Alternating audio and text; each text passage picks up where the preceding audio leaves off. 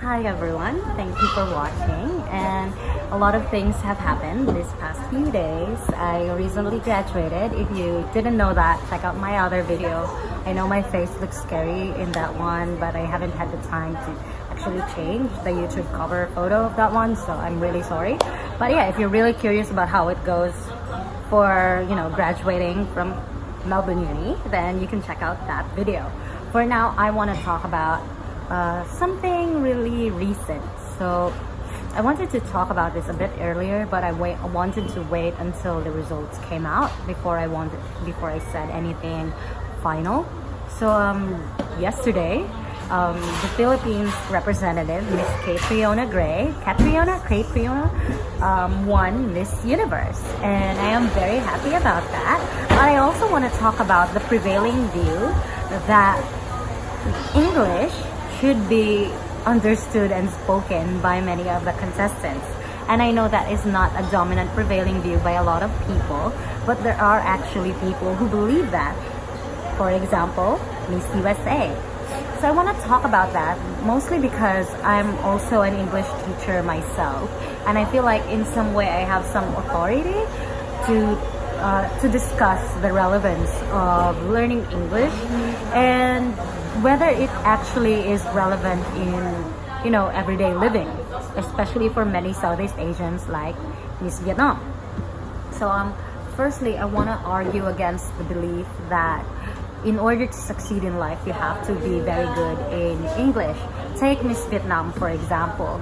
She grew up in a community as a minority ethnic community in Vietnam. That means, unlike many others in Vietnam, she didn't have the privilege of growing up in urbanized cities like Saigon and being exposed to, a lot of educational opportunities. She had to do that by herself. And what is even more impressive is she started out really in a difficult place. She had to find ways to fund her education. A lot of people from her community believe that the only way for a woman to succeed in their community is to get married and have kids. But she thought to herself that she wanted a life more than that. So she tried to find her own way. So she worked very hard, and then she managed to graduate with her own degree, participated in a beauty pageant, and as soon as she won her first beauty pageant, she paid for her parents' debt. She started donating all of her wins to scholarships in her community because apparently education in their town, in their small community, is very difficult to attain. And I think that is very impressive. Plus the fact that her minority ethnic group is known for their tan, and Vietnam, like many East Asian countries and Southeast Asian countries, have very high beauty standards that are quite difficult for many to achieve, such as having perfectly straight skin, perfectly straight hair, and amazingly fair skin. Well, she is dark skinned. She's beautifully tan, in what we call sun-kissed, and she has decided to go for short hair in the beauty competition. And apparently a lot of Vietnamese were thinking she shouldn't be the one representing Vietnam because she doesn't embody the ideal Vietnamese beauty standards, but she was proving themselves wrong in so many ways. So I was thinking the whole time when I was reading her bio, as well as Miss Cambodia's, I was thinking the whole time, what was Miss USA's issue? Is it really just because she thought Miss Vietnam was adorable for not being able to speak English and having to pretend to speak English? I think it goes a lot deeper than that, because if you really look at it, Miss Vietnam was self-made, and I'm pretty sure she doesn't really care too much about the comments on her English speaking ability, because she has been defying every stereotype at every turn. She has been breaking barriers in Vietnam and challenging the views on what is considered beautiful, what is considered ideal, what is considered an achievement for a woman of her stature and of her experience. And I think at this point, she just doesn't care. All she really cares about is representing. I could say the same thing for Miss Angela Ponce, who has been dealing with a lot of transphobic comments from people who refuse to understand that trans women are women. yeah, I got through there. Yeah, I wanted to say that there has been a lot of very transphobic comments. Unfortunately, they are mostly from Filipinos, and gosh, you guys are terrible. Seriously, she is not doing anything wrong by being in that competition. She's not infringing on anyone's rights. She is not violating any of the women there. She is there for herself, and she knew all the hate that has been coming her way. Spain did not have a problem with her representing them. So why do you?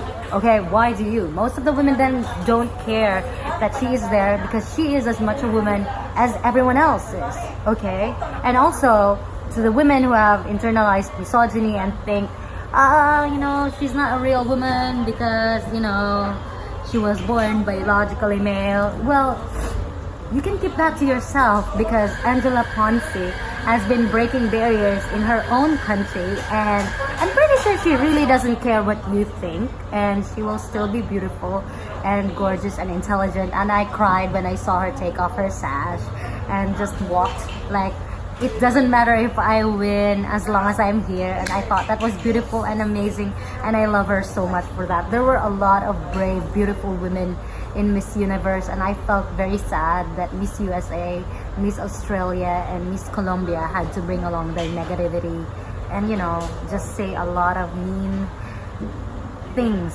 about other contestants when they could be pushing for empowering each other, because it shouldn't be about pitting women against women, but about supporting each other. So now I've been spitting a lot of how would many say, feminist rhetoric bullshit, maybe, but it's just how I view things, and I think maybe they could have done more to promote each other instead of bringing each other down.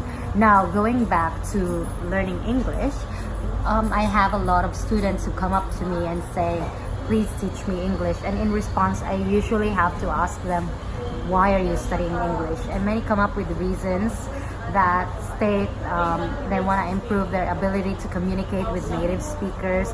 They want to go around and travel, and they want to be able to communicate comfortably because most people can understand English. They want to improve their chances of employment because apparently many companies prefer multilingual employers.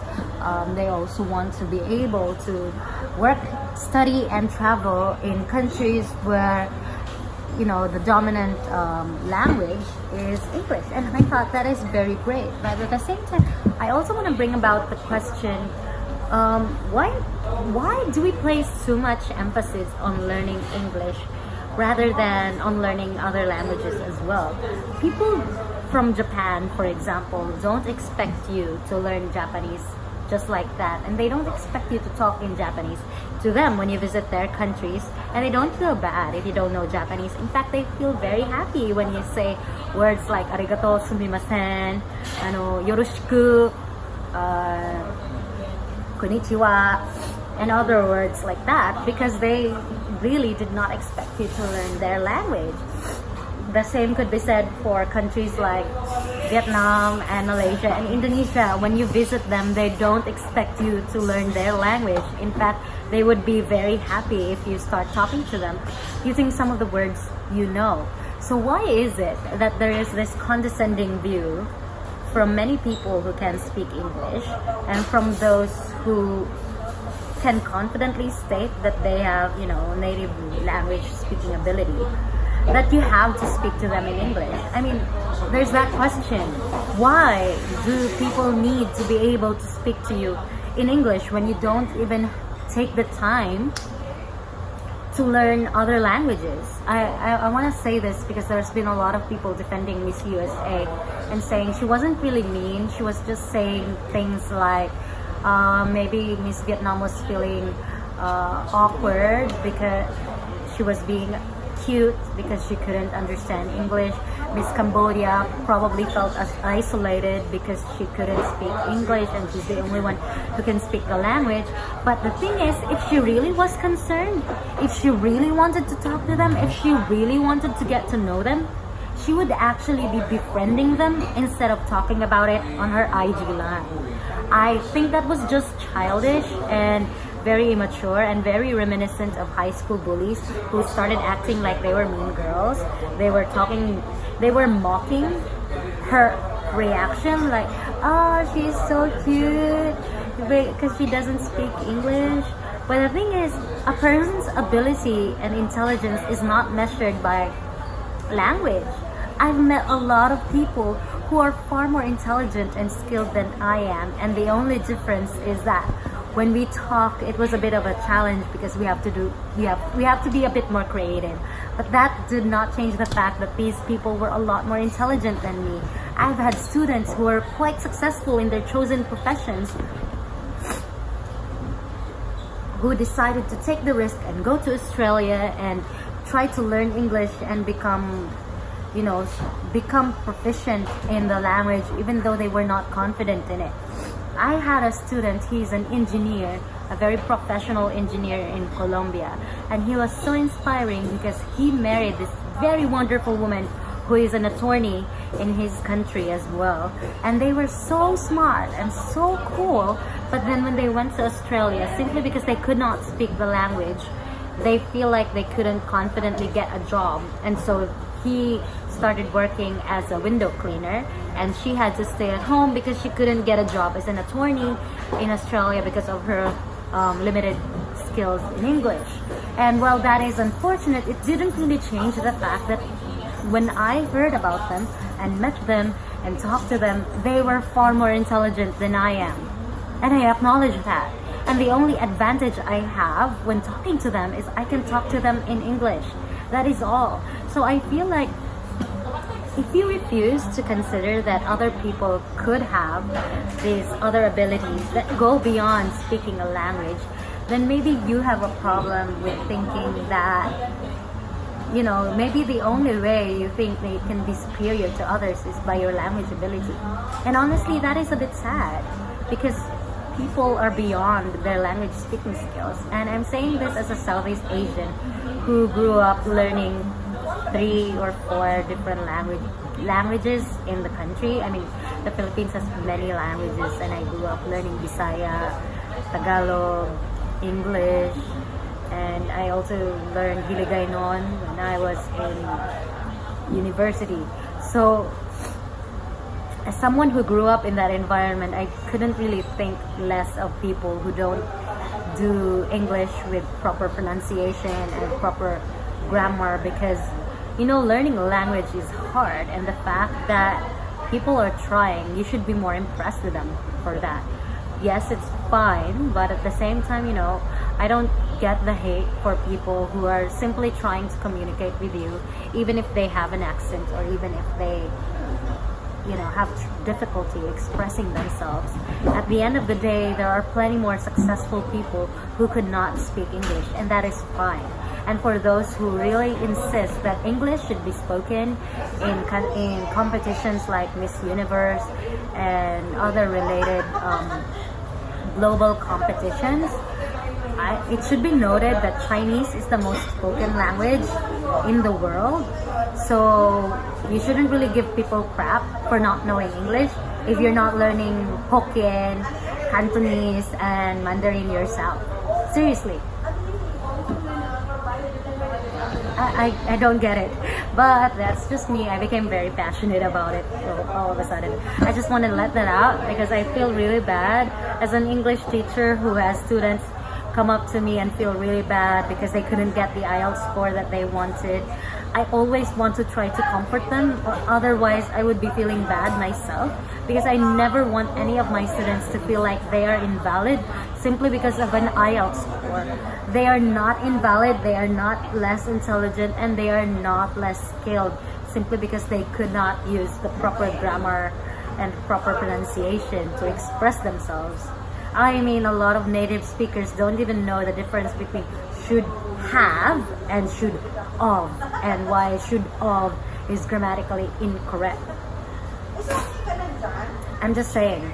So I think people need to reevaluate why they think learning English is that important, considering that, once again, the expectation that everyone else should learn English is very xenophobic and rooted in colonialist culture or mindset, because the fact that you conquered most of the world means you kind of expect everyone to speak your language. Like, oh, seriously? Anyway, I need to go backtrack. This is not going to be a discussion of colonialist history, because if I go there, we are not gonna end this video. So I'll just end there and say that if you feel terrible about not being able to speak English fluently, don't feel too bad about it, because I'm pretty sure a lot of native speakers and a lot of those who study English are as frustrated by the language as you are. Yeah, it's very complicated. The rules are frustrating. I have to apologize many times to my students, having to explain why words having the same spelling are pronounced differently.